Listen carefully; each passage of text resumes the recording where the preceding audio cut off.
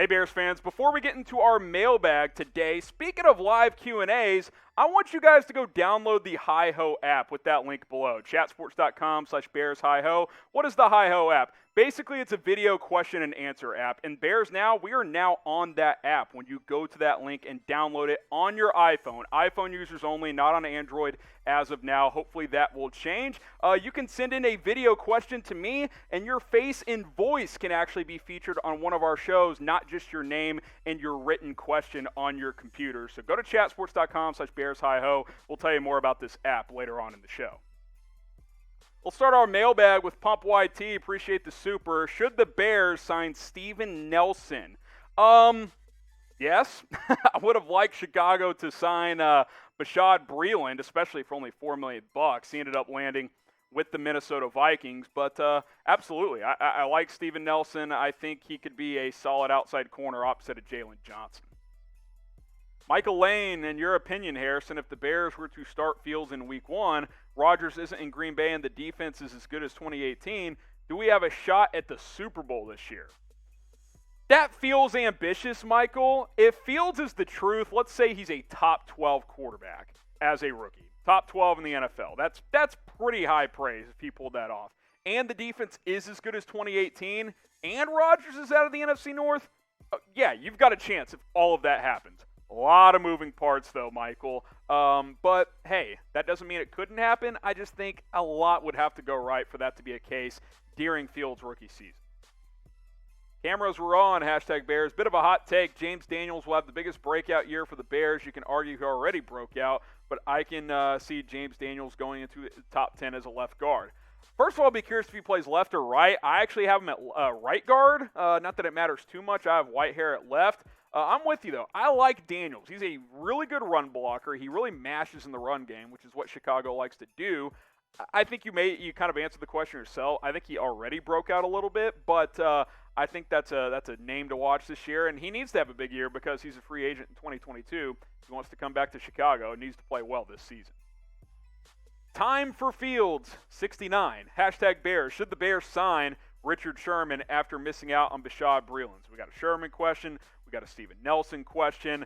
You guys are thinking like I'm thinking. You need another outside corner. Now, Sherman last year, you look at the coverage stats here, he wasn't very good. Now, I don't think he was that healthy even when he was playing. He only played in 5 games, dealt with multiple ankle injuries a year ago. In 2019, he was actually still I won't say an all-pro level corner, but still a very, very good corner as part of that 49ers Super Bowl runner-up defense. If he's fully healthy, I'm not completely against it. I do think that you need another outside corner. You look at the depth chart. I love Jalen Johnson. I think he has CB1 potential.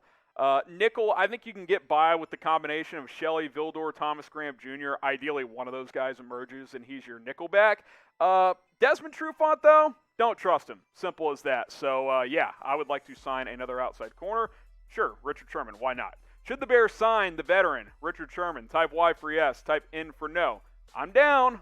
Bring him on board. I don't think they will. I think he'll probably want to go to a slightly more established team, but as long as he's still a free agent, I'm definitely interested. So Y for yes, N for no. Should the Bears sign Richard Sherman? Now, we told you guys about the HiHo app. Again, it's a video question and answer app, and I already uploaded a little snippet video on the HiHo app right there, which you can download on the App Store on iPhone only. Remember, not on Android, only iPhone.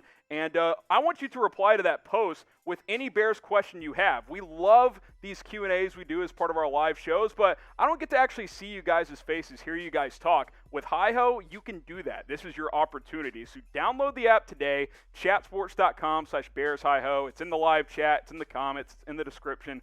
Click, go download the app today, and once we get 5 questions or more, we will do a video interactive mailbag with you guys. So go download it, submit your questions, and hopefully we'll see you very, very soon here on Chicago Bears Now. Devay Dolly, what would you say is the negative about this defense about the defense not showing up for voluntary OTAs? I don't really have any real complaints. It's voluntary. Who are the core players on this defense that start? Akeem Hicks, veteran. He doesn't need OTAs. Eddie Jackson probably doesn't need them. Should be at mandatory minicamp, though. A guy like Roquan Smith, Danny Trevathan, Khalil Mack. These guys don't need mandatory OTAs. I expect most of these guys to be there for mandatory minicamp and obviously for training camp. If any of those guys miss that stuff, okay, we have a conversation. At this point, I'm really not that worried about it. Plenty of time for Sean Desai to implement his defense with these guys. Ron Chaney, will Matt Nagy pull Dalton like he did Trubisky if he throws a bad interception to save his job and get fans excited? I think Matt Nagy will go to Justin Fields when he feels Justin Fields is ready. Simple as that. I don't think you can go to Fields purely because Dalton has a bad game or two. If Fields is ready and Dalton's playing bad, yeah, that's a no-brainer. But if Fields is not ready, you don't panic and go to Fields because Dalton struggles. You just don't do that to your rookie quarterback. There's too much at stake for the future, so that's kind of my 2 cents on that one. Randall Wellman, does Larryborham have a chance to crack the starting O-line and put Jenkins in his proper position? So I assume you mean right tackle is his proper position, which makes sense from your point of view. That's what he played primarily in college. Did make 7 starts, I believe, at left tackle at Oklahoma State. I like Larryborham. I think this is kind of a mini redshirt year for him. Learn behind these vets. He's got tackle guard flexibility, and then maybe a year from now he's one of your starting tackles or guards. We'll have to wait and see. Chance, maybe. Likelihood, not so much. Dallas Wade, with an A-Rob signing, we can lower our cap. Yes, that's true. That's why I've been pushing sign AR for about a year now. What is the reason for not signing him? Shouldn't he have already gotten signed? Yes, he should have.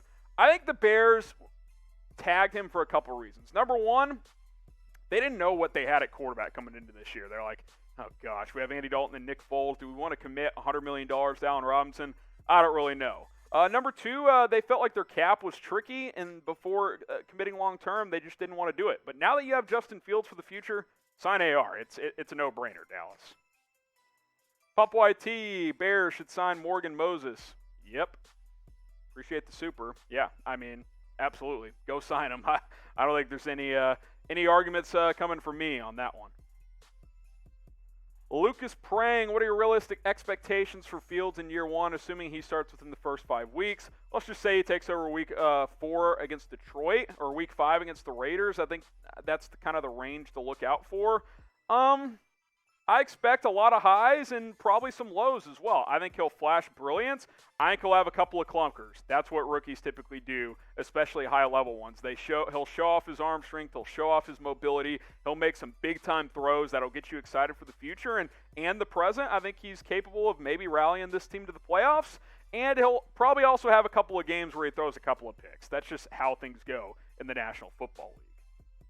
Make sure you subscribe and join us. The only way you can be a part of these live mailbags is by being subscribed and joining us every single Tuesday, 4 o'clock Eastern, 3 o'clock Central Time. It's free. Hit that sub button. Also, turn on that notification bell. That way you get notified once we go live and once we are about to go live. YouTube actually sends out a 30-minute reminder like, hey, Bears Now going live in 30 minutes on your phone. Pretty sweet. Subscribe, turn on that bell. Live shows every single Tuesday. Do you trust Ofetti? I think you mean Ifetti. He played a little better last year. Is he great? No. Is he even that good? Not really. Is he passable at right tackle? He's passable. And if the rest of your O-line is, above average, then you can live with Germain Ifetti at right tackle. It's not ideal, but I thought he played better last year. Jessup, when is the deadline for an extension for A-Rob? June 15th? No, July 15th. So you still got about, 5-6 weeks here? Looking at the calendar, we got, we're still early on in June here. So you got over a month.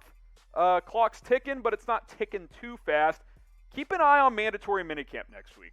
Does A-Rob show up? If not, maybe extension talks start to heat back up between Allen Robinson and the Chicago Bears. Tamper the Lamber, who do you think could take the slot receiver spot from Anthony Miller? Marquise Goodwin, Daz Newsome, or Damiere Byrd? I actually liked Newsome as the favorite, but now he broke his collarbone, so I think that sets him back a little bit.